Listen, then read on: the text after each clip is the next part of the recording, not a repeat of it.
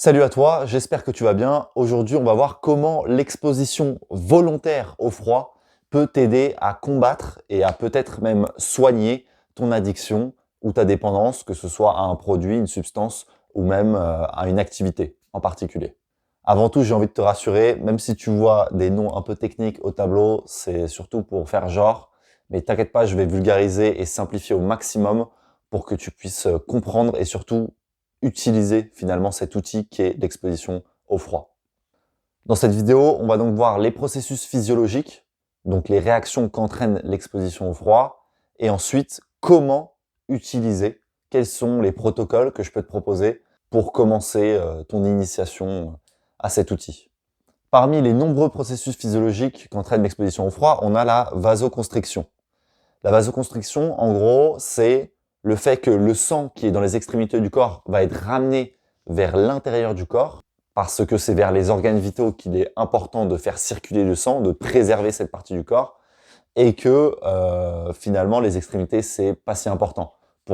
Par exemple, les alpinistes, quand ils partent en montagne, parfois, ils perdent un doigt ou un doigt de pied, et ça ne les empêche pas de survivre et de revenir. Cette vasoconstriction, elle va améliorer la flexibilité de tes capillaires sanguins, de tes vaisseaux sanguins, et augmenter tout simplement la fluidité de ton sang à travers ton corps. Et on sait que là où le sang va, la vie va aussi, parce que le sang, c'est ce qui transporte l'oxygène et tous les composants nécessaires à la vitalité, à la santé. Une autre réaction, ça va être que c'est anti-inflammatoire. Le froid, en effet, il est anti-inflammatoire et ça va être intéressant lorsque tu as une inflammation presque chronique, générale de ton corps, liée à de l'anxiété, à un niveau de cortisol, donc de stress, on pourrait dire ça comme ça, un peu trop élevé. Et donc, ça va réduire l'inflammation globale de ton corps. Et d'ailleurs, ça peut être utilisé localement. Lorsqu'il y a une blessure, par exemple, trop importante, on va appliquer souvent du froid pour calmer l'inflammation. Petite précision, l'inflammation est souvent nécessaire. Lorsqu'on se blesse, l'inflammation, c'est une réaction physiologique normale du corps pour soigner, pour guérir. C'est le corps qui envoie un message finalement à ces différents agents pour dire que cette zone est importante à privilégier et à soigner. Mais dans un cas d'inflammation chronique et générale, le froid va être intéressant. Troisième chose, c'est l'activation du système nerveux, SNX, ça veut dire système nerveux, sympathique. Le système nerveux sympathique, c'est la partie du système nerveux qui est responsable de l'excitation, de l'euphorie, de l'action. Et bien qu'on observe une certaine suractivation du système nerveux sympathique chez les personnes addictes ou alors en sevrage, eh bien, ce pic il va tellement être important qu'il va obliger le corps à s'autoréguler et à redescendre et à activer le système nerveux parasympathique qui lui est responsable de la détente, du repos, de la reconstruction. Donc finalement, ce pic va forcer le corps à s'autoréguler. Plus précisément, ça va entraîner une forte sécrétion de dopamine et de noradrénaline. Or, une personne addicte a un déficit de dopamine, ou du moins, elle ne sécrète de dopamine que pour une substance ou un produit en particulier. Et donc, cette forte dose qui va être sécrétée va lui permettre de retrouver de la motivation, de l'entrain. Et ça nous amène donc à cette quatrième réaction qui va être de l'énergie et du focus. En fait, le froid, comme on l'a dit, cette noradrénaline, ça va vraiment exciter. C'est une molécule qui excite et qui amène de l'énergie, du focus, de l'éveil. Et ça va nous permettre de utiliser, de canaliser cette énergie et ce focus vers les objectifs que l'on a. La dopamine, on appelle ça souvent la molécule de la motivation, à juste titre, parce qu'elle nous pousse à l'action, elle nous pousse à atteindre nos objectifs. Et donc, une personne addicte qui est en déficit de dopamine, ça va l'aider à retrouver de la dopamine progressivement et d'utiliser cette dopamine dans les objectifs parallèles qu'elle se sera fixée pour sortir de l'addiction. Enfin, la dernière réaction dont j'ai envie de te parler, c'est le fait que ça va améliorer ta résilience. En fait, voilà, le froid, on en a tous peur, entre guillemets, c'est douloureux lorsqu'on y rentre, et ça va nous forcer finalement à prendre du recul et à braver l'inconfortable. Et ce recul et cette capacité à vaincre l'inconfortable, il va y avoir une réelle transférabilité, un réel transfert dans ta vie de tous les jours et dans ta capacité à faire face à la tempête, à rester un peu plus dans l'inconfort. Et en l'occurrence, par exemple, pour quelqu'un qui est accro au cannabis, à supporter la phase de manque et à ne pas craquer, entre guillemets. En fait, ça va t'apprendre à prendre du plaisir dans l'inconfort, là où tu as été habitué à prendre du plaisir très facilement, très simplement et très rapidement surtout, avec une substance exogène comme le cannabis ou la cocaïne, etc.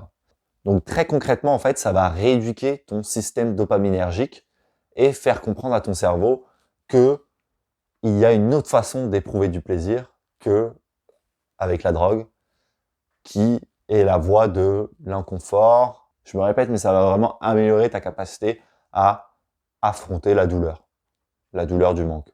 Ce qui va être intéressant, c'est aussi le fait que ça va être révélateur de ton discours interne, de ta narration interne, de ce que tu te dis à toi-même, de quel regard, quel jugement tu portes sur tes actions et tes réactions.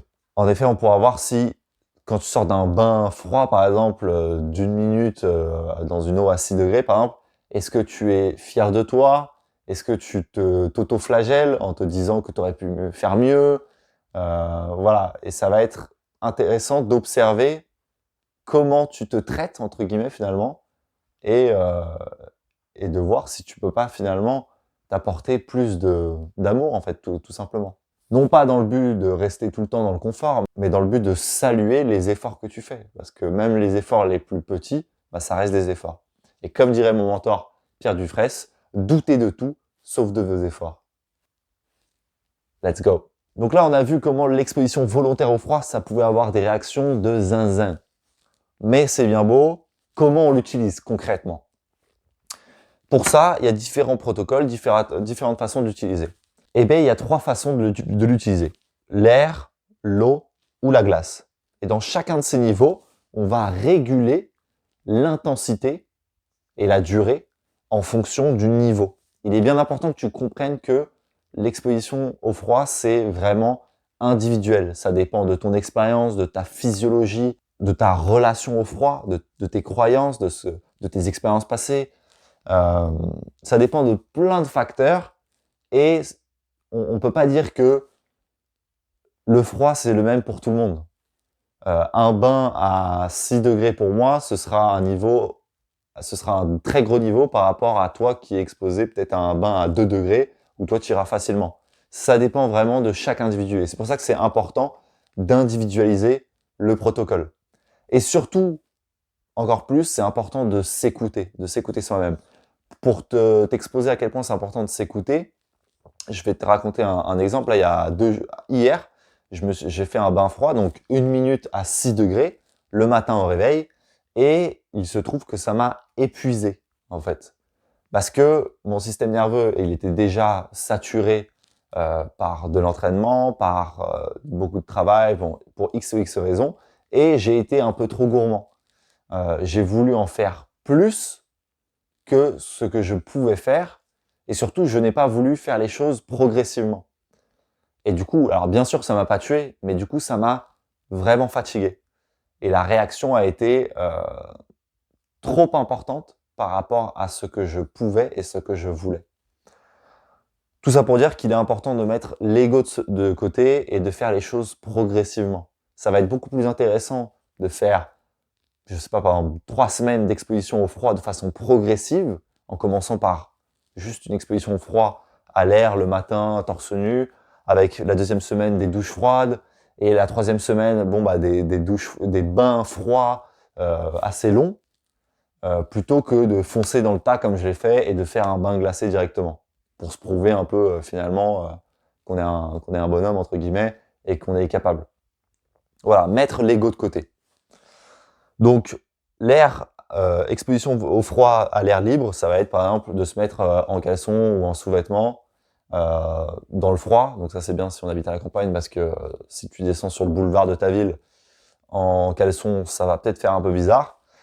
Donc là par exemple, ça peut être marcher pieds nus le matin au réveil, quelques minutes en sous-vêtements sur l'herbe voilà, et s'exposer au froid. Dans l'eau, ça va être par exemple les douches froides, ça va être les bains froids. Voilà. Et la glace, ça va être les bains glacés. Que ce soit une exposition totale, donc un bain de glace totalement immergé, ou alors partiel, uniquement les pieds, uniquement les mains. Et donc, je le répète, c'est important d'individualiser le protocole. Dans la recherche de plus de résilience, dans la recherche d'une meilleure appréhension de ses émotions, un meilleur contrôle de ses émotions, nous, ce qui va être intéressant, c'est d'aller chercher une intensité modérée, mais une durée relativement longue. Ce qui va être intéressant pour nous, par exemple, c'est une douche relativement froide pendant 3 minutes. Pourquoi je dis ça? C'est parce que le froid peut être utilisé parfois dans des objectifs de récupération, donc d'optimisation de la performance sportive, par exemple, ou alors même dans un processus d'optimisation du métabolisme pour une perte de poids, par exemple. Et là, on va essayer d'aller chercher beaucoup plus intense, beaucoup plus court. Mais nous, ce qui nous intéresse, c'est voilà, essayer de résister au froid pendant longtemps. Donc, il ne faut pas que ce soit excessivement froid pour qu'on puisse quand même tenir, tout simplement. Ce que je te propose de faire, c'est par exemple donc une douche froide sur 3 minutes. La science et les gens qui ont expérimenté le plus les bains froids s'entendent pour dire que il n'est vraiment pas pertinent de faire des bains ou des douches froides de plus de 3 minutes, de s'exposer vraiment à beaucoup de froid pendant plus de 3 minutes. Ça va être dangereux, entre guillemets, même contre-productif. Donc voilà, une douche froide de 3 minutes, c'est très très bien. Et voilà, je t'invite à faire ça. Donc, je répète, pas trop froid pour pas que ce soit trop intense et surtout d'aller à ton rythme. Ce qui peut être intéressant aussi, c'est de se mettre, par exemple, accroupi dans l'herbe fraîche, en sous-vêtements, et de rester dans le froid comme ça 5, 10, 15, 20 minutes en fonction de ton niveau de départ. Et voilà, je me répète, c'est la 10e fois que je le dis, mais voilà, une progression et surtout être à l'écoute de son corps. Ce que je t'invite à faire à chaque fois aussi, c'est d'exprimer à l'écrit, idéalement, ton ressenti, qu'est-ce que tu as ressenti, comment tu t'es senti, etc. pour pouvoir conscientiser tout ce qui se passe et potentiellement ne pas refaire les mêmes erreurs que tu ferais ces fois-là.